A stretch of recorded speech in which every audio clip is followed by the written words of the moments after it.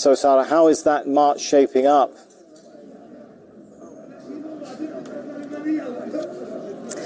Yeah, well, they're supposed to be coming from just behind me, down from that road there, from West Jerusalem over here to occupied East Jerusalem. But what we're hearing is that the permit that was given by the police, which would have been approved by Prime Minister Benjamin Netanyahu's office, it seems has been cancelled now. And it seems because of some of the signs that they're saying were inflammatory and extremist in nature. And now what we're hearing is that they've actually been pushed back by a large number of police. There's also been a presence now that we're seeing further down the road of a skunk water tank. And it seems, based on that, is that they're actually now preventing them, the police are preventing them from reaching Damascus gate here to my right. And that in itself, the entrance here was inflammatory as it was, because this is the Muslim quarter. This is the area that Palestinians use. And their plan was to start from here, to walk through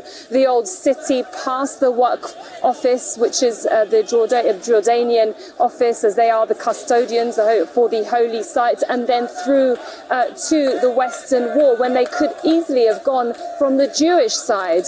Now, the situation right now has had a lot of opposition, of course, from the Palestinians, as we heard also earlier from the Waqf itself, from one of the members there, and as well from people like the opposition leader Yair Lapid, that had said that when he was Prime Minister himself, he wouldn't have approved it. And this is inflammatory at a time when other protests and marches have been cancelled or haven't even been allowed to take place, especially those anti-war protests that we have seen that have been broken up quite violently by the Israeli police, as well as those that have been demonstrating against Prime Minister Benjamin Netanyahu himself. But just to give you a background, yes, that this current march, which seems to be in there's only a few dozen. They were expecting a lot more than that, the police had told us earlier.